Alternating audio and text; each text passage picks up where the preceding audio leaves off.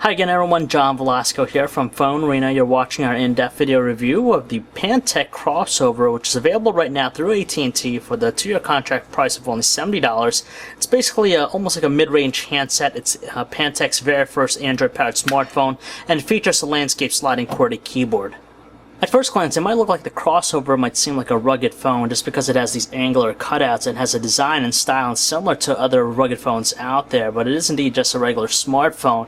It's constructed out of plastic all around, which is surprisingly heavy for a handset, and a little bit on the bulky side as well. Not the best looking thing out there, and definitely shows its resemblance to Pantech's feature phones. Presented with a 3.1-inch capacitive touchscreen, which has a resolution of 320 by 240 pixels, it's definitely on the smaller side. On top of that, it's not the best quality out there, just because it's a little bit difficult to make out tiny text, not as clear as we'd like, and it has this yellow tinge to its display and sports some very poor viewing angles, so you kind of have difficulty making out what's on screen. Below the touchscreen, we find a combination of physical and capacitive buttons. The menu and home keys are really easy to press out, and the capacitive back and search keys are also there. On the left edge of the phone, you have the volume rocker, which is easy to feel out, and on top of that, it exhibits a good response. Meanwhile, on the right side, you have the dedicated shutter key. You have also the micro USB port for charging and data connection. On the top side of the phone, you have the 3.5mm headset jack, and you have the shoulder buttons, which is easy to feel out with the finger. On top of that, they have a really good tactile feel. Dedicated power buttons right here in the top right, and top left is the function button, which you can map to a variety of different applications. The Crossover has a springy feel when you open up the handset, and it clicks into place, and once you have it open, you're greeted to the 4-row QWERTY keyboard. The button size are pretty good. It's kind of flat, but though you still have a good feel to them with the finger. Overall, we found it very useful to use, and we didn't have too much of an issue typing with it. And finally, you have the 3-megapixel camera with the notches here for the speakerphone. Removing the back cover is pretty simple. Just slide it off. It gives you access to its battery, SIM card, and also micro SD card slots.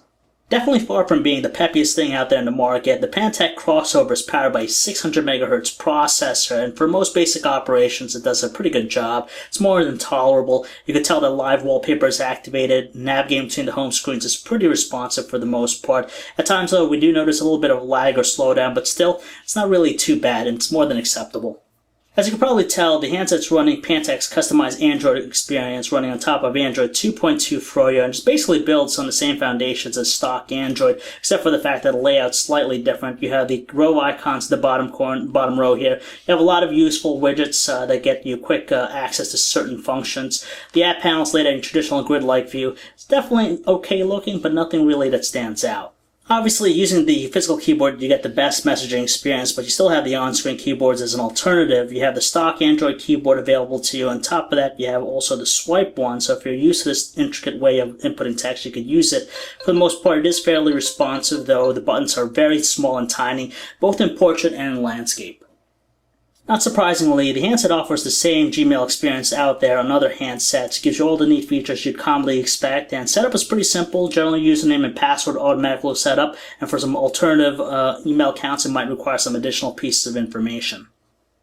You'll need a little bit of patience when it comes to web browsing because the handset does take some time loading up complex web pages like ours, but you still treat it the same amount of features. Double tap to zoom in. It has some pretty good kinetic scrolling here. You have pinch gestures to zoom in, zoom out. Unfortunately, it lacks flash support, so you're missing out on the full desktop-like experience. Every now and then you'll notice a little bit of lag as well.